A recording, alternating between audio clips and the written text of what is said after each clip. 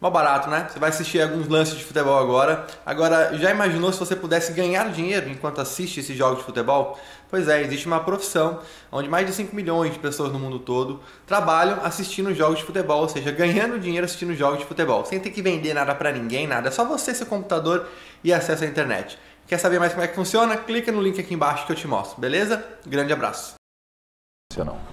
Eu acho que viaja com outro time. Com esse conhecimento de números. O Flamengo não veio o Flamengo não veio a São Paulo com esse conhecimento, mas todo mundo sabe que é difícil jogar contra o São Paulo em São Paulo. O Flamengo não ganha do São Paulo desde 2011. Hoje, o São Paulo merecia ganhar o jogo. Se era para ter um vencedor hoje, era o São Paulo. O São Paulo buscou o gol o tempo inteiro, o São Paulo finalizou 17 vezes no jogo, teve mais posse de bola, pressionou o Flamengo. O Flamengo jogou com 3 volantes, como disse o Abel, porque ele queria defender, não tomar gol. Tem sido criticado porque é o time que menos passa jogos inteiros sem sofrer gol, e sofreu gol de novo, mas sofreu porque o São Paulo é um time forte. O Tietchan, para mim, foi o melhor em campo, foi o cara que mais finalizou, foi o cara que mais deu passe certo, foi o cara que mais incomodou. Fez uma boa partida no Tietchan hoje. Bom, o PVC citou mais de uma vez, e eu também aqui, a respeito do Cuca, o que falou o Cuca. O Edmundo e o Simon vão falar também já sobre o clássico do Morumbi.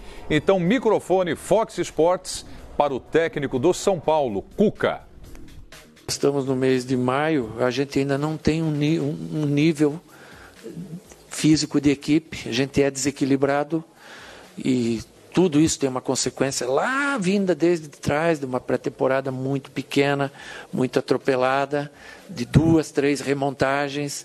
E esse time tem a evoluir. A gente evoluiu do Botafogo para cá, a gente evoluiu de cá, do Goiás para cá. Então a gente tem a evoluir, né? Tem que hoje, eu acho que o torcedor fica muito satisfeito com o que esses jogadores fizeram em campo. Eu preferiria, sinceramente, jogar contra o titular do Flamengo do que esse tipo de jogo. E isso eu falei antes para os jogadores, vai ser mais complicado do que jogar com o titular. Edmundo, oi. Um parêntese, eu falei, esse número que eu dei é de visitas do Flamengo ao São Paulo em Campeonato Brasileiro. Em Campeonato Brasileiro no Morumbi. Não, em São Paulo. Em São Paulo, né? Morumbi, Pacaembu, enfim, onde jogar na capital. Edmundo! Tudo bem, Edmundo? Tudo ótimo. O PVC disse que o São Paulo merecia ter vencido o jogo, pela forma como se aplicou e como foi para cima do Mengão. E você? Merecia porque jogou em casa, foi empurrado pela sua torcida, mas o Cuca, na minha modesta opinião, errou e feio, né? Ele não tinha o Igor Vinícius, que é o lateral que é quem está jogando na lateral, e aí ele inventou 3 zagueiros, botou o Antony meio que de ala, enfim, e não funcionou, apesar dos primeiros 4 minutos, é que assim, nos primeiros 4, 5 minutos só dava São Paulo. Aí o gol do Flamengo sai aos 7. Berril. Né, com o Berril. E aí a proposta do Flamengo ficou muito mais evidente, porque ele tinha 2 homens de velocidade, o Diego para municiar e 3 volantes para proteger a frente da zaga ali, porque a zaga era muito jovem, os meninos até jogaram bem, apesar do Tuller ter dado uma entrada muito forte no Pato, que uns entendem que deveria ser expulso. Tirou enfim, o Pato do jogo, né? Isso aí é pro Simon falar daqui a pouco, mas estou falando só da parte tática. Tanto que ele vê o erro que comete, que no primeiro tempo ainda ele conserta. Ele passa o Hudson para a lateral direita, tira um dos zagueiros, o Anderson Martins, que já tinha cartão amarelo, o único do São Paulo que tinha cartão amarelo, bota o Hernandes. Aí ele adianta o menino, o Antony, e aí acontece o que ele não esperava, ele perde o Pato. Ao perder o Alexandre Pato, ele perde também a referência dentro da área. O Toró é muito bom jogador, o Antony muito bom jogador, o Elinho também entrou, fez uma boa partida, mas eles não têm características de jogar de costas. O Pato tem. E aí não tem o Pablo, o Carneiro está com um problema. Acho que a fala do Cuca não transmite o que ele pensa de verdade. É claro que é muito melhor pegar um time que não tem entrosamento, que são reservas. É claro que é melhor. Só que talvez ele esteja se referindo ao fato de ter 3 volantes. E os 3 volantes jogaram muito bem. diga-se de passagem, né? Ronaldo, Pires da Mota e principalmente o Hugo Gomes. Acho que é isso o nome, Hugo Gomes. O menino fez uma partidaça. E aí ele não conseguia infiltrar, ele não tinha referência.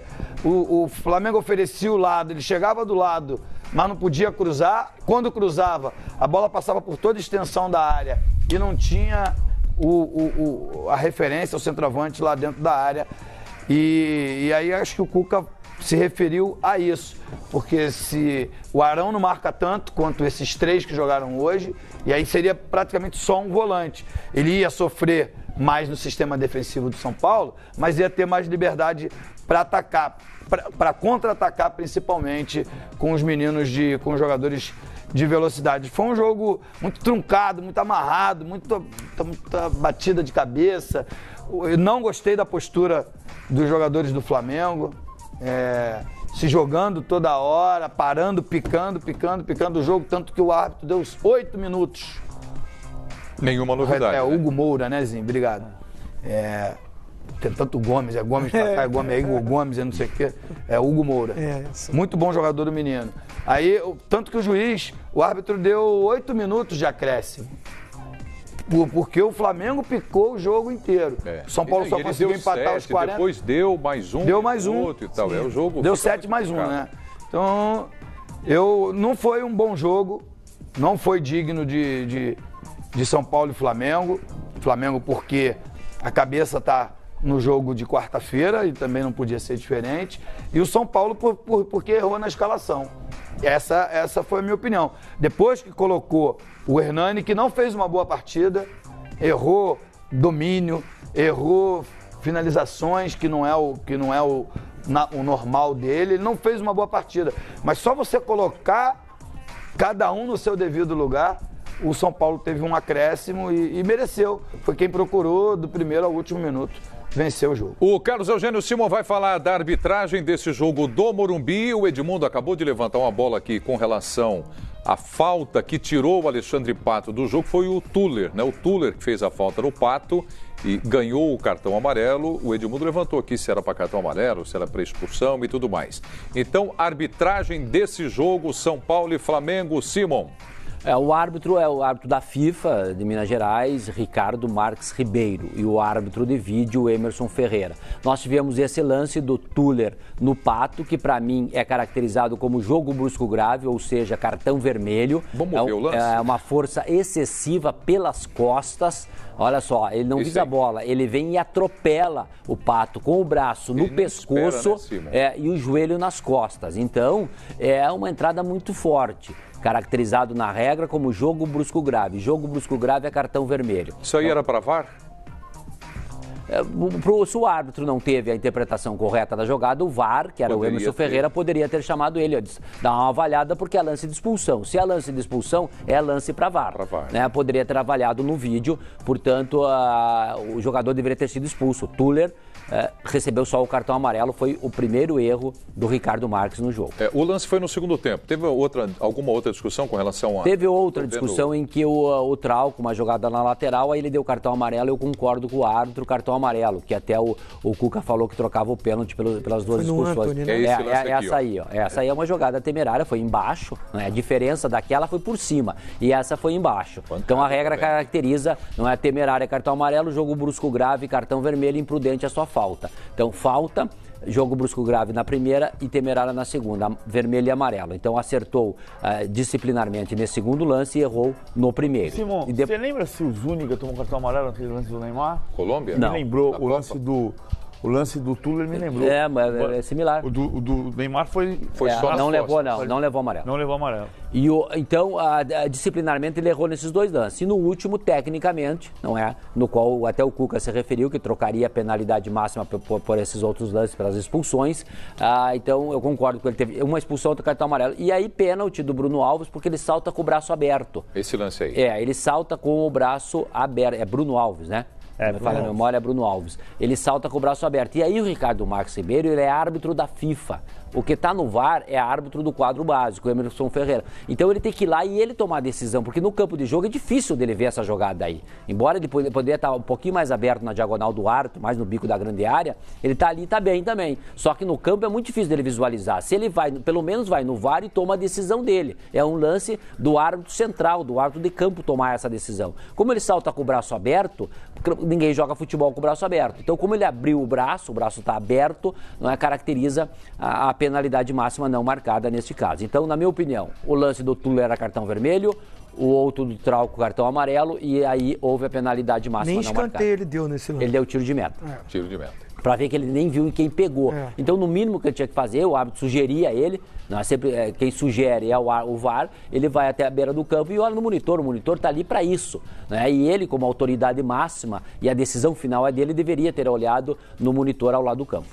Bom, daqui a pouco nós vamos trazer os destaques para que você vote através do Twitter. Destaque da rodada, a terceira do Campeonato Brasileiro. O PVC já elegeu aqui deste jogo o Tietê. Foi o melhor em campo para você, o Tietê? Para mim foi o Tietê. O Tietê? Então, você sabe, o Tietê é uma das opções que a gente está colocando aqui como destaque da terceira rodada do Campeonato Brasileiro.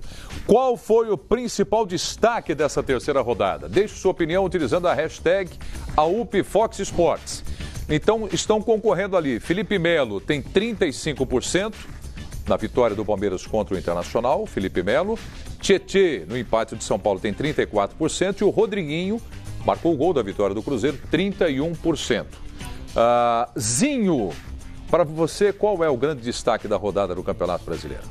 Assim, nenhum jogador me chamou muito a atenção, assim, um jogador só, né? Teve bons jogos, né? A gente vai falar ainda desse jogo do Grêmio Fluminense, mas assim, eu gosto muito do Rodriguinho, acho que ele tem sido um jogador regular no Cruzeiro e ele foi decisivo. O Cruzeiro tem vencido seus jogos bem apertado, né? Perdeu o primeiro jogo para o Flamengo, mas ganha os 2 outros jogos em casa e sempre com muita dificuldade. O jogo está muito acirrado, né? As defesas estão superando o bom poderio ofensivo do Cruzeiro. E o Rodriguinho é um cara decisivo. Eu gosto. Ele fez um gol de cabeça que não é o forte dele, infiltrando na área, num passe do Egídio. O Egídio faz um cruzamento, aquele que a gente fala que é um passe, né? Cruza muito bem, ele infiltra numa zaga alta e consegue fazer o gol da vitória. Então, sim, pelo gol da vitória e pelas dificuldades que o campeonato apresenta, eu voto no Rodriguinho. Rodriguinho, PVC, você votou Tietê no jogo do São Paulo e na rodada? Eu voto no Tietê também. O Felipe Melo jogou muito bem. O Felipe Melo jogou um partidaço ontem. O Felipe jogou muito. Né? Gustavo Gomes jogou muito bem ontem também. O sistema defensivo do Palmeiras foi bem, mas o Inter só chutou 2 bolas dentro da área do Palmeiras. Apesar da posse no segundo tempo e tudo mais, nós vamos falar já desse jogo. O Inter foi melhor no segundo tempo. Hoje o Matheus Ferraz jogou uma partidaça. O Matheus Ferraz do Fluminense jogou bem defensivamente, fez o gol, sofreu o pênalti. O Simão vai dizer se foi pênalti. Mas eu voto no Tietê. Tietê? Edmundo? E eu vou contrariar os dois. Apesar de não ter gostado do jogo, achei que o jogo do Palmeiras e Inter não foi um bom jogo. Eu gostei da atuação do Felipe Melo. Você não gostou de São Paulo e Flamengo? Você não gostou de Palmeiras e Internacional? Mas adorei Grêmio e Fluminense. Então daqui a pouco nós vamos falar de Grêmio e Fluminense. Você vai ser o primeiro a falar desse clássico, então. Tá bom. Já. Simon, vota aí, Simon. Vota primeiro. Eu destaque voto da no rodada. Tietê. Então, PVC, Tietê, Simon, Tietê, Zinho, Rodriguinho. Felipe Melo, e o pessoal está votando também na nossa hashtag. Eu vou colocar o Cuca para falar, viu, Simão, a respeito de uma palestra que eles assistiram foi o Alício Pena Júnior, não foi isso? Foi. Alício Pena Júnior, e o Cuca fala mais uma vez aqui no AUP. Vamos lá. Muitas pessoas questionando de um suposto pênalti para o Flamengo. O Alício veio lá no CT nosso, Alício Pena Júnior, dá uma palestra sobre as interpretações. E numa delas ele disse que para se originar um pênalti, o braço tem que estar acima do nível do ombro. Então eu pergunto para você, o braço do Bruno estava acima do nível do ombro? Se estiver acima do nível do ombro, é passivo de pênalti, conforme o Alício nos passou. né? Mas tem muita gente que acha que foi pênalti, mesmo sendo da área. Então a gente fica meio confuso em saber o que vai ser feito, o que não foi. Eu, falar a verdade, eu até trocaria. Eu trocaria o pênalti pelas 2 expulsões que o Flamengo tinha que ter tido, né? Então eu acho que se é aplicado mesmo o VAR, pelo menos tem que ser chamado no lance do Pato, pelo menos tem que ser chamado no lance do Trauco com o Antony. Eu acho que esses lances foram muito mais visíveis a todos do que o próprio pênalti, né? Aí eu falo, mas você não vai dar o vermelho num lance teu aqui, Ricardo? Eu ganho amarelo. Quer dizer que a minha infração foi a mesma do que as outras 2. A gente fica muito confuso com tudo isso. Bom, o Cuca ganhou o cartão amarelo, essa é a novidade também no Campeonato Brasileiro, né? Se tiver acúmulo de amarelo, cumpre suspensão e tudo mais. Simon, primeiro, quem é Alício Pena Júnior? Não, primeiro que tudo é confuso, não é? Inclusive essa declaração do Cuca. Eu, particularmente, prefiro jogar com a equipe reserva do adversário do que com a titular. Não, ele prefere jogar com a titular do que contra a reserva. Eu prefiro jogar contra o reserva do que com uma equipe titular, porque se a equipe é titular é óbvio porque a equipe é melhor. Então até a entrevista dele é meio confusa desse aspecto, desse ponto de vista, para mim também. Alício Pena Júnior é membro da Comissão Nacional de Arbitragem. E ele deu uma palestra, não é, para a equipe do São Paulo sobre as novas determinações e falou isso. O problema é o seguinte, quando você leva o braço, claro, se tu levar o braço para cima, acima do ombro, assim, pegar no braço, é pênalti indiscutível. Mas nesse caso, para mim, a infração ele cometeu porque ele pulou com o braço aberto. Tu não joga futebol com o braço aberto. Pode ver, a bola vai dar no braço dele, lá o braço esquerdo dele está totalmente aberto. Aí caracteriza a penalidade por ele pular com o braço aberto. O VAR não está acompanhando esse lance? Está acompanhando. O VAR acompanha todos os lances, são checados pelo VAR. Por isso que aí eu concordo com o Cuca, no mínimo o Ricardo teria que olhar na beira do campo. Não é? Lá estava o Emerson Ferreira, sugerir para ele, e o Ricardo Marques toma a decisão final, vai na beira do campo e toma a decisão final com as imagens, porque ali ele não conseguiu ver. Tanto é que ele deu tiro de meta, e aí, no mínimo é escanteio, porque o último que tocou na bola foi o jogador do São Paulo, mas como estava com o braço aberto, na minha opinião caracteriza a penalidade máxima. Ele checa a checagem silenciosa, que chama, quando o árbitro está com a mão na orelha conversando, mas num caso assim de interpretação ele tem que ir lá, ele olhar e dar a palavra final. Bom, amigos, eu tenho ouvido bastante e visto nos programas críticas e principalmente em redes sociais, de Twitter, sobretudo, aquela hashtag do Abel e tal, a pressão para cima do Abel desde que ele assumiu o time do Flamengo. Tem um jogo importantíssimo agora, o mais importante do ano, contra o Peñarol em Montevidéu.